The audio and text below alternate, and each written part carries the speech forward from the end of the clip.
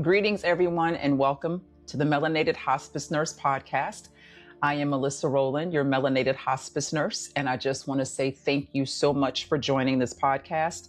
For those of you, if this is your first time joining, I want to say an incredibly huge thank you to you, because somewhere along the way, someone either told you about the podcast or you stumbled across the podcast, and here you are. So thank you so much for joining, and I pray that each one of these episodes are extremely helpful to you and your quest to understanding more of end-of-life care, especially in our community, and what that means. But for those of you that have been joining the Melanated Hospice Nurse podcast, I just want to say thank you so much. Thank you for your support. Thank you for talking about it. Thank you for sharing. It is absolutely invaluable, not just to me, but to the entire community. So thank you so much. But before we get started, I just want to say one thing. I really want to talk about the mission of the Melanated Hospice Nurse and the reason why the community is here and the reason why we're doing what we're doing here at the Melanated Hospice Nurse, because it's not to simply educate about hospice. We're not here just to talk about hospice to people and try to educate them about hospice, but the ultimate goal is to help transform how people feel about hospice. And that's where these open conversations are coming from. That's the purpose of these open, transparent conversations, is to really get to understand why people feel the way they feel about hospice. Let's get to the root of that. And then to help transform that thought process with truth and transparency, honest conversations, criticism, praise, whatever it takes to get people to really understand that this service is here to help themselves or their loved ones have the most dignified, beautiful end-of-life journey that they could possibly have. It doesn't always have to come from hospice, but I'm hoping that these information sessions will help to really spark conversation and incite thought and then move to action to help people, regardless of what community services you use when it comes to your end-of-life care, your loved one, that you have the tools that are necessary to make sure that that process is respected, that is dignified, that is peaceful, that is as comfortable as possible. That's the purpose of the Melanated Hospice Nurse, is really to get to understanding how hospice can help incite what people feel about end of life, and then help walk us through that process so we can get to a point where death is not something to fear, because we all know that it's going to happen. And yes, there are certain fear factors to death because it's the unknown. But if we have an opportunity to actively participate in our dying process, how is it that we can play a role in that, either ourselves or our loved ones, to make sure that this process is as beautiful as possible? Because we know that knowledge helps to change the mind and compassion helps to change the hearts. Knowledge helps to change our minds, and compassion helps to change our hearts. So that's how we're able to kind of restore trust and reduce fear and help families really experience peace. So I just want to make sure that we were really focusing on the mission of the Melanated Hospice Nurse, is not to simply educate about hospice, but to try to help transform how people feel about it, because knowledge changes mind and compassion changes hearts. I just want to make sure that families have access to ultimate trust to help reduce the fear and help families experience the most peaceful process that they can experience. So with that being said, last month, we had a beautiful 4-series conversation about what hospice actually is, what hospice actually is. So this month, we're going to talk about how we transform how we feel about hospice. It's all about transformation, transforming how we feel about hospice. So every month, we have a topic that we discuss, and then every week we have subtopics. So I was thinking more and more about that. I said, why is it that, this kind of came forward with these topics and subtopics? Because I feel like we're really speaking from the soul. I really do. I really feel like we're speaking from a place that's deeper than just this mind or deeper than just surface conversation, but we're really speaking from the soul. So it's been kind of placed on my heart that every month we're going to have Soulful Series. That's going to be the topic for the month. And then underneath those Soulful Series, we'll have Soulful Conversations. So the Soulful Series for this month, is redefining the strength. Redefining the strength. That's what we're going to focus on, is redefining our strength. Because remember, we're trying to really get through the fear and the mistrust and all those spaces that lie deep within our understanding of the dying process in hospice care. So we really want to focus on how we can redefine that, redefine our strength, because collectively as a people, our community has a strength that is undeniable. We can go all the way back through history, however far we want to go back. And the one characteristic that we collectively have as a people is our strength. It is undeniable. It is absolutely undeniable. It has allowed us to get through spaces that people could not dream of because of our strength, and our collective strength is even more powerful. But the key is when it comes to that, sometimes the strength blinds us into spaces where we really can't figure out how to get all the help that we need, especially when it comes to end-of-life care. Because we often feel that if we are not there for our loved ones, that is a sign of weakness, that it is a sign of abandonment, that we're not taking care of our loved ones. If we are not being strong through the entire process, then it feels as if we're not doing our job when it comes to helping our loved ones. So sometimes that becomes a very difficult space, because we want to make sure that we're there for our loved ones. But a lot of the times, the strength that we're connected to won't allow us to actually see the need to ask for help or understanding.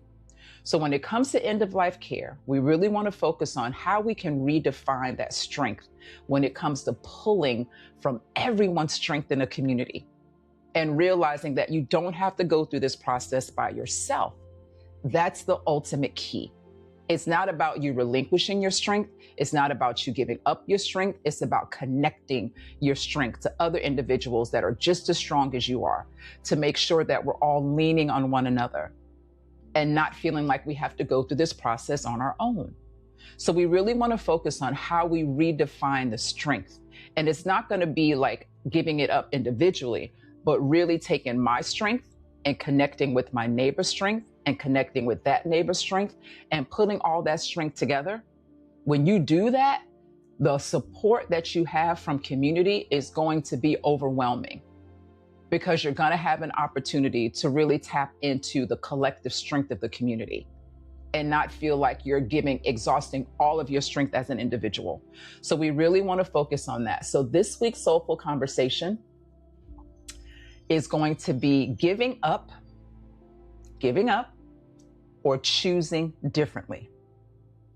When a person selects hospice, are they giving up or are they choosing differently? Because we really want to help families understand that choosing hospice is not giving up. And this is where that redefining strength is getting ready to come from. Choosing hospice does not mean that you're giving up. It means that you're choosing a different path of care that is centered around comfort, dignity, and quality of life. Every time I get to that word, quality of life.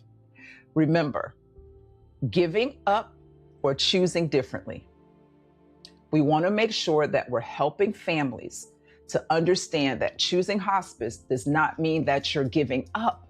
It doesn't mean that you're giving up. It means that you're choosing a different path of care. And that care is centered around comfort, dignity, and quality of life. So welcome to the Melanated Hospice Nurse. Yes, I love this. So let's get into this. Redefining strength. Does choosing hospice really mean giving up? Does it really mean giving up? And the things that we want to really hit on with this topic is, why do so many believe that hospice means that we're giving up? Why do people believe that? And then what's the difference between cure versus care? So why do people believe that choosing hospice means giving up?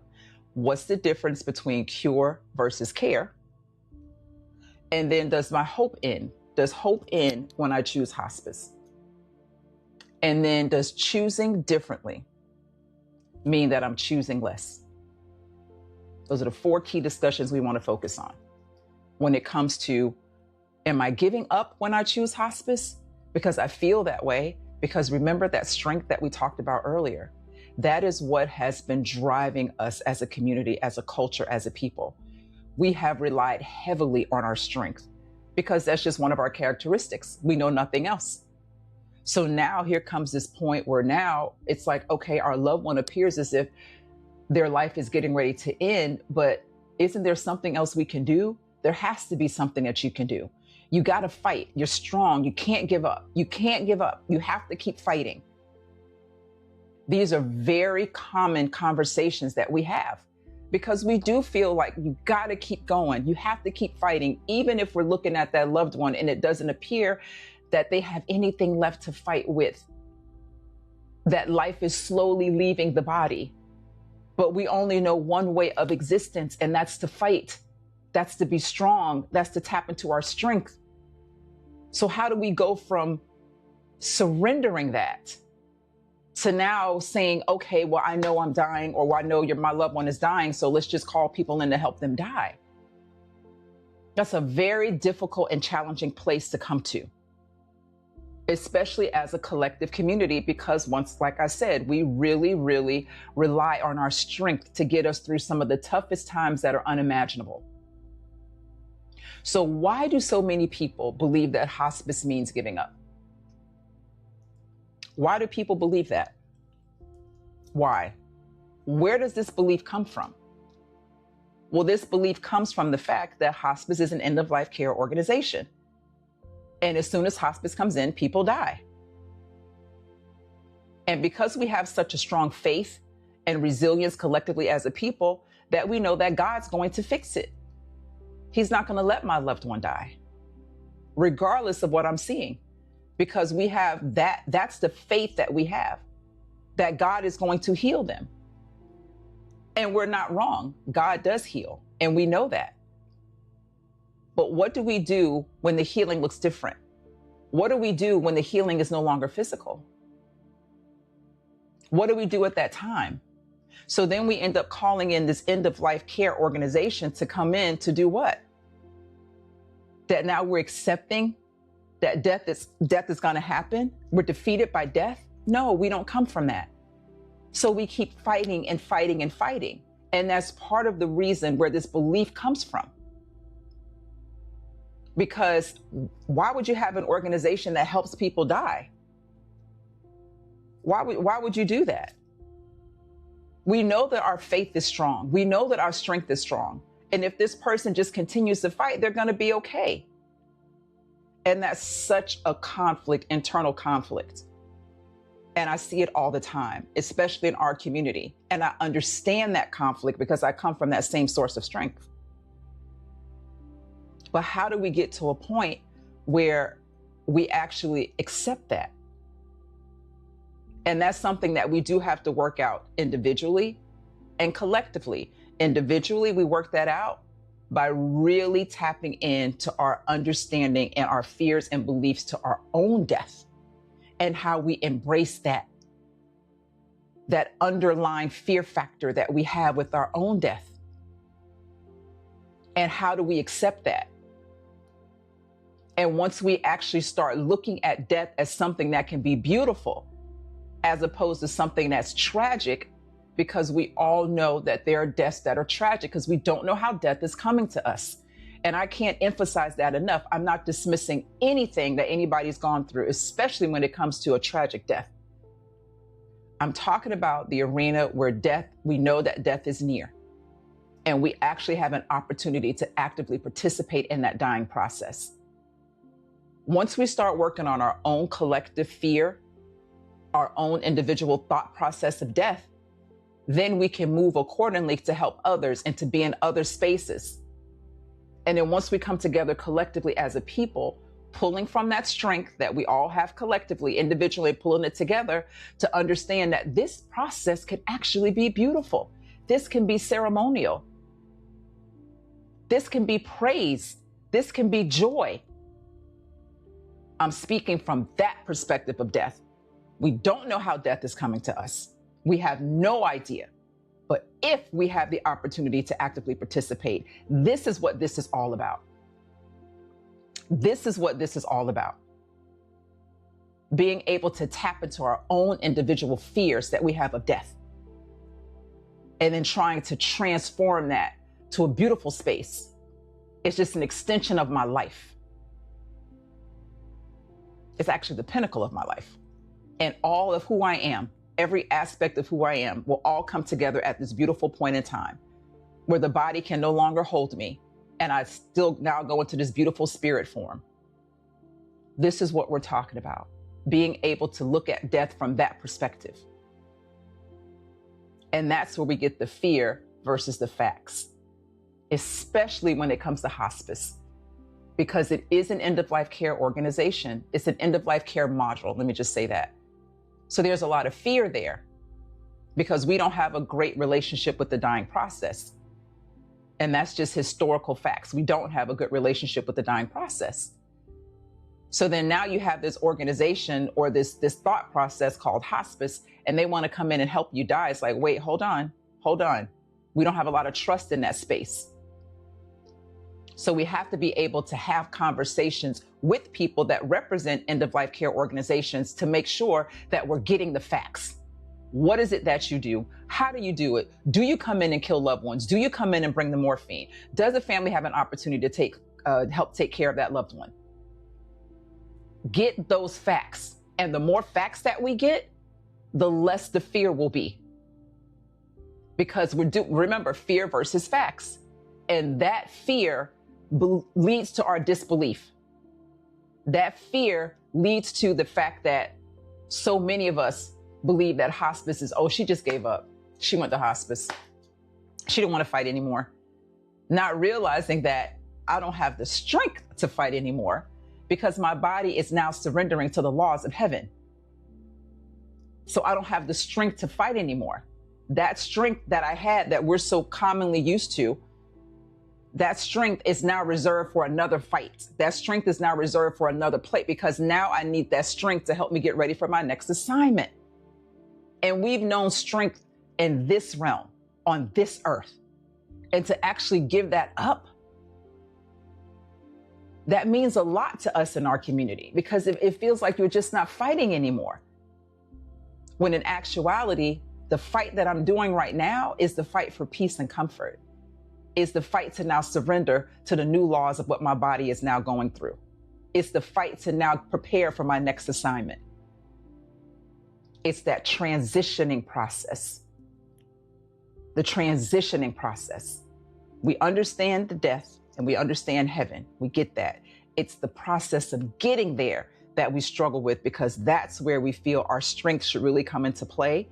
And when it doesn't happen, or when we choose to say, you know what, I can't do this anymore, it feels like you're giving up. And you have families that tell you, don't give up, keep fighting, keep fighting. And if you loved your family, what are you gonna do? You're gonna keep fighting. So we gotta get the facts, and the facts will really help us to diminish the fear. And that's why this misconception is so common. And I understand why. Because I too am from the community that understands that when people come into our space and talk about death or talk about dying, it's usually not for our benefit. It's usually not for our gain. It's not for our peace. It's usually meant for somebody else's gain. So we do have this collective fear when it comes to that whole process. And then you have an organization that wants to come into my family's home or into my loved one's space and actually help them do it. It's very challenging for us because the fight, remember, when we tell someone, I just need you to fight, a lot of the times it's in settings where we want a cure. We want this to change. I need you to keep fighting. I need you to fight. I need you to fight because we want a cure for whatever it is that's causing the body to appear as if it's trying to die. And 9 times out of 10, it's usually a disease process. It's usually some type of disease process that's causing it. So then for someone to come in and say, okay, the fight for the cure is done. Now we need to talk about just care. Whoa, wait, hold on. What do you mean the fight for the cure is over? So then in walks hospice into this space. And I'm telling you, it's almost like we're the exclamation point to that entire conversation that you just had with the physician. It's like, whoa, this is really, really happening. Because we feel like with hospice, there's no turning back, although that's not the case. But that's what it feels like.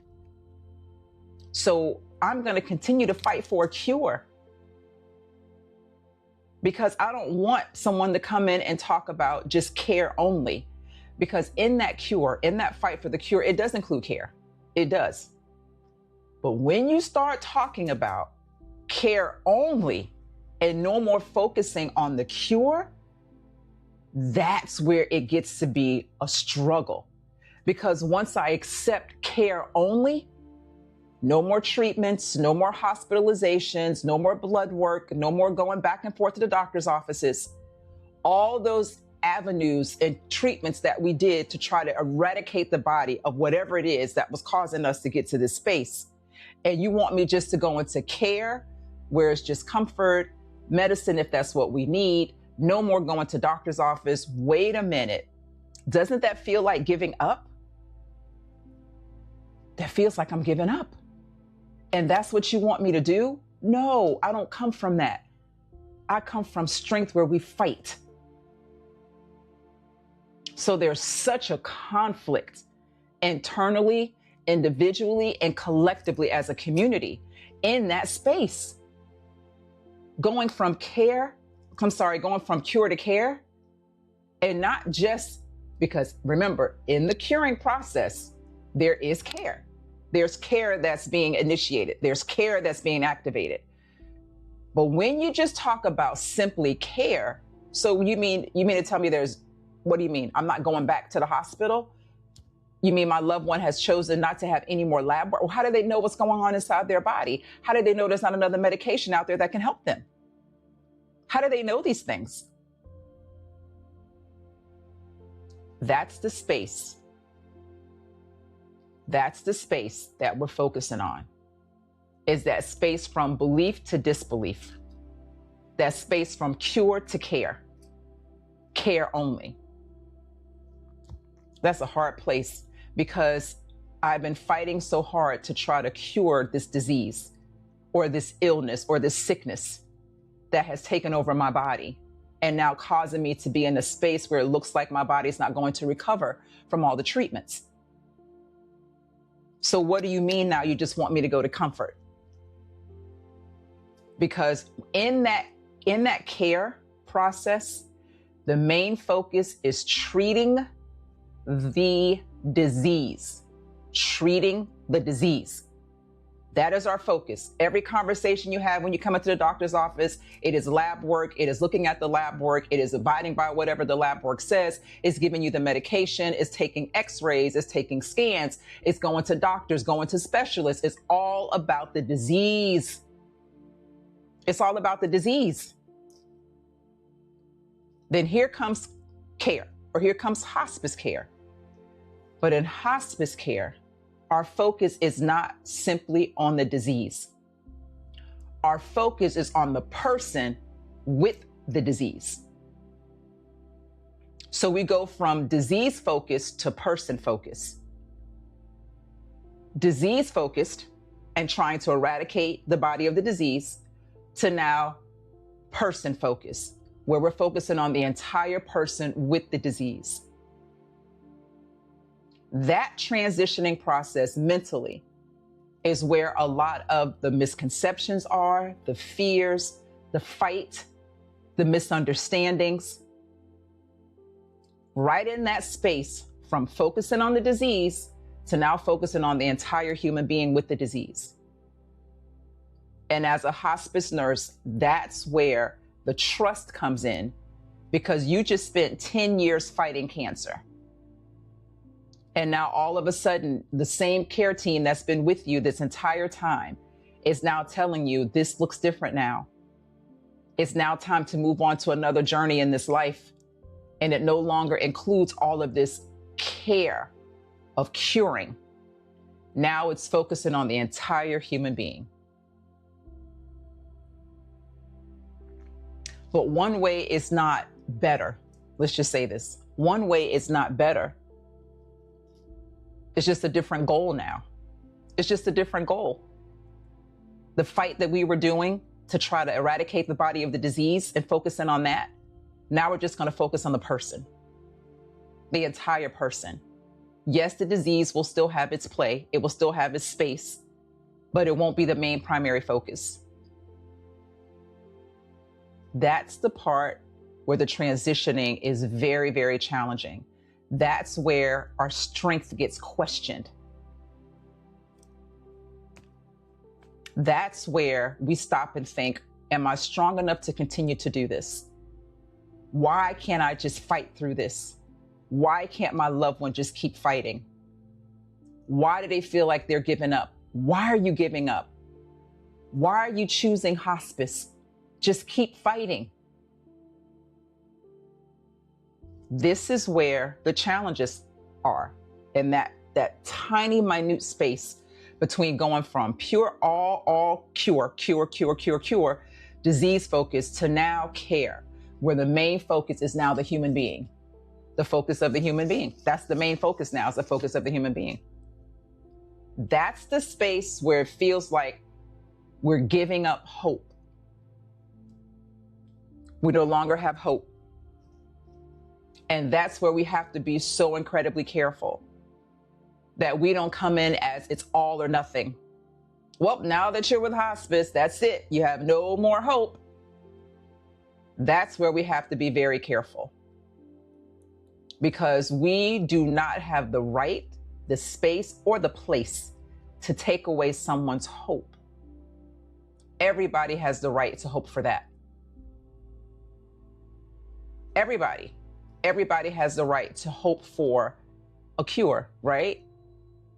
And remember, the cure is all about the physical, eradicating the body of the disease. But you never want to take away somebody's hope, because hope changes perspective. It changes perspective. It changes someone's perspective. But the key with hospice is, instead of trying to change, like think about it just for another treatment, hope is all about, okay, another treatment. I'm hoping for another treatment. Changing the perspective to where it's not just another treatment or procedure, but hope is literally changing to comfort and peace, meaningful conversations, and quality of life. So to be able to help someone shift their focus from another cure, another attempt to treatment, another ability to try to eradicate the body of disease, after all those things were tried, and now changing the perspective that hope is now comfort, ultimate peace, ultimate dignity, ultimate quality of life. That space is where we have to have these conversations. So if a person is approached by the option of an end-of-life care organization, what does that mean about my hope? What are you telling me? Are you telling me that I no longer have a chance to survive this life like I thought I would? What are you saying? And then being able to help transform the hope of cure. Never take it away. I didn't say take it away. Transforming the thought process to now a hope of ultimate peace and dignity and quality of life. How do we do that? Because it feels like I'm giving away my strength, when actually you're redefining your strength. You're tapping into a strength that you never even knew you had. It's still the strength of community. It's still the strength of who we are as an individual, as a culture. It's just redefining it now to where it's no longer just simply focused on one aspect of us, the physical. But now I'm going to tap into the strength that's going to bring me ultimate peace and comfort and dignity and quality of life. We're shifting the hope. We're not taking it away. We're going to focus on other aspects of who we are: the mental, the psychological, the conscious, the subconscious, the soul, the spirit. all of those other aspects of who we are, not just simply physical. That's how we redefine our strength. That's when we're really tapping into a strength we never even knew we had, because we've been so dependent on just physical strength.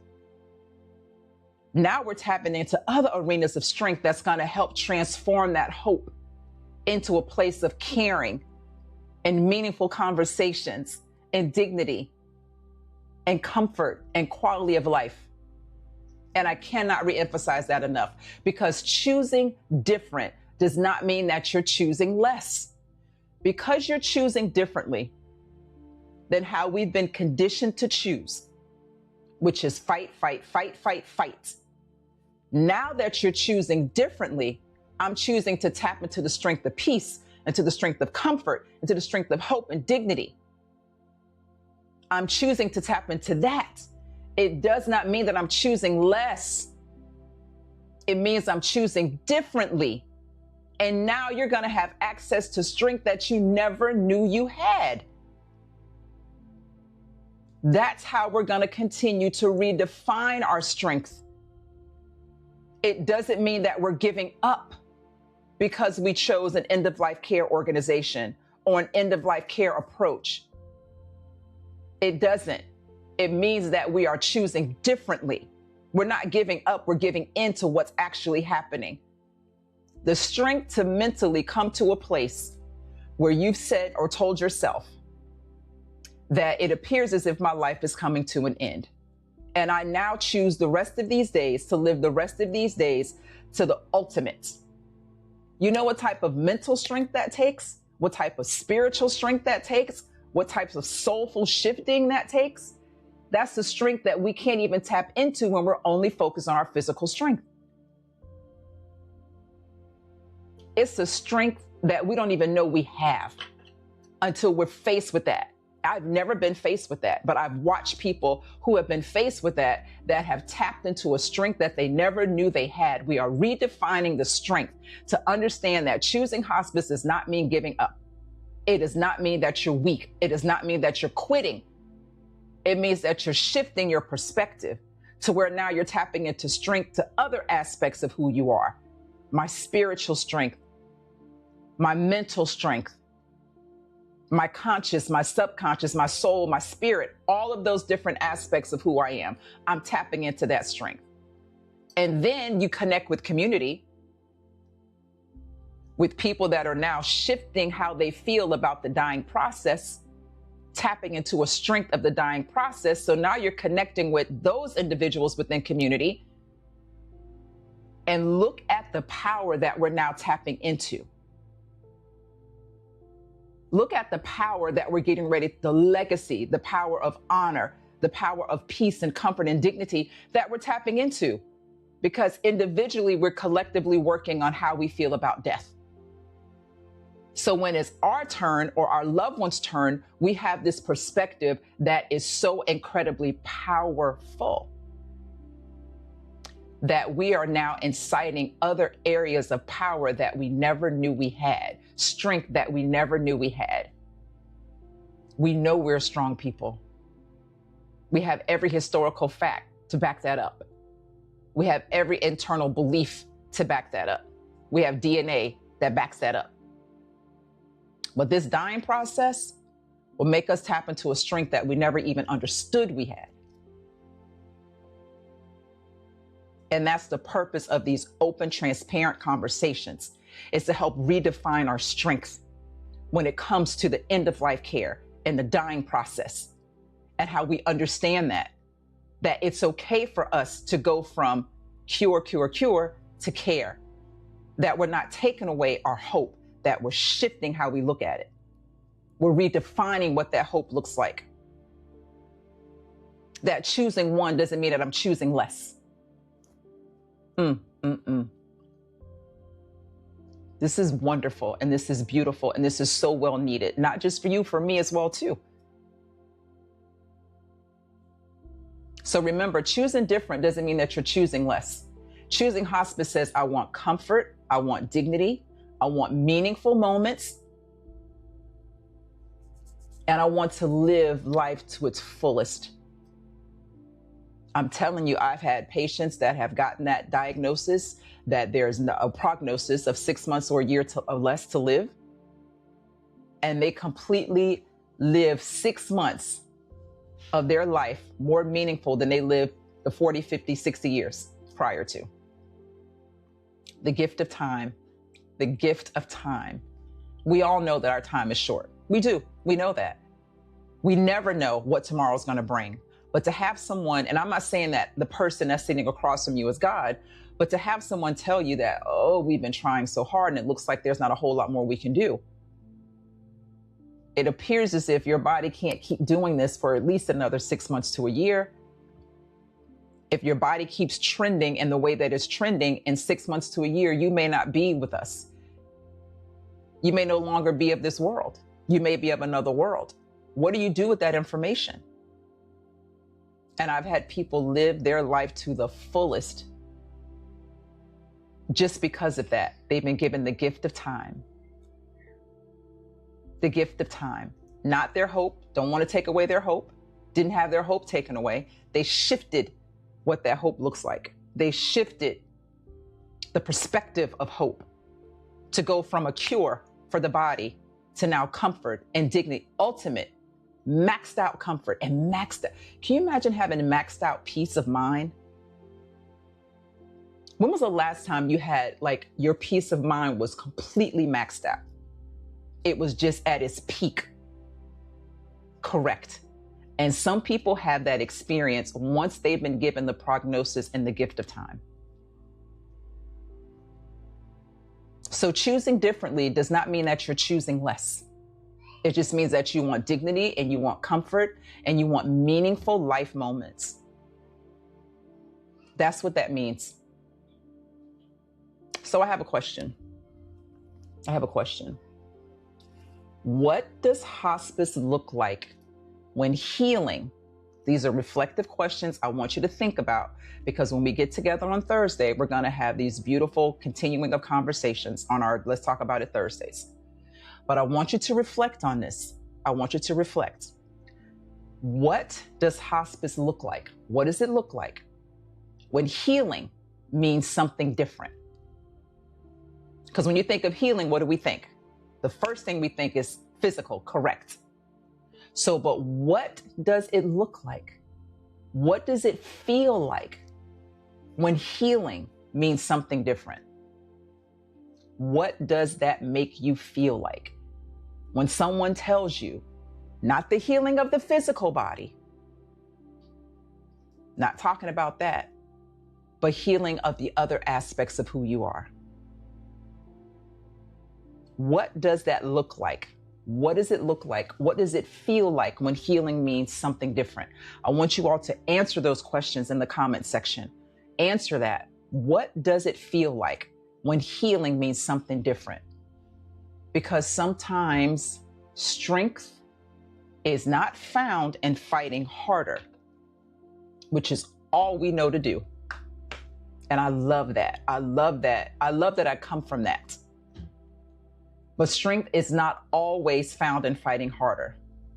Sometimes strength is found in loving deeper. Loving deeper.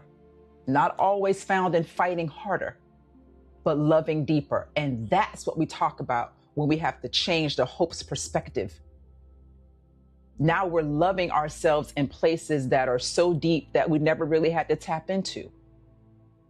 I've been fighting hard. I've been fighting for a cure. Now I have to change perspective to where I now have to love deeper. I have to go into deeper places of who I am. I have to tap into that. So that's what I want to leave you with. What does hope look like when healing means something different? What does that look like? How is that perspective of hope going to change when now you're telling me that the healing isn't just simply physical? What does that feel like if that were you? And of course, it might be hard to reenact that. or to even activate that, because that hasn't been a conversation that you had with a physician or with someone on a medical team. But just think about it. What does that feel like? Because remember, sometimes strength is not fighting harder. It's not. It's loving deeper. It's loving deeper. That's where it's found. It's found in loving deeper. And in order to really tap into who I truly am, I have to love myself deeper, right? And then I carry that with me into community. So now I love the next person deeper. I love community deeper. That's where our strength lies. We can fight all day long. We come from that. Fighting hard, fighting long, we could do that with our eyes closed. Now we just have to love deeper. So next week's Soulful Series conversation, so excited about this. Our Soulful Conversation is when fighting is not the only way to win. Woo. When fighting is not the only way to win. Boy, we'll explore why choosing comfort is never choosing weakness. Choosing comfort is never choosing weakness. When fighting is not the only way to win. And how we can redefine victory when fighting is not the only way to win. When choosing comfort is not choosing weakness. And that can help us transform how we care for our loved ones. When fighting is not the only way to win. It doesn't even sound right sometimes. I only know one way to win. That's how you win, is through fighting. But when it's not the only way to win, and when choosing hospice is not weakness. So once again, I thank you all for coming to the Melanated Hospice Nurse podcast. Love this information. I love this information. And I love the fact that we have these conversations, because I always feel that everything is worth a conversation, because that is where we learn. That is where I learn. That is where we understand. That is where we transform. That is reciprocated. I learn as much from community as people feel like I'm teaching community, because everything is worth the conversation. This is where we learn from one another. This is where we transform. This is where we love deeper. This is where we tap into strength we never knew we had, because we're redefining strength, right? This whole monthly topic is all about redefining strength.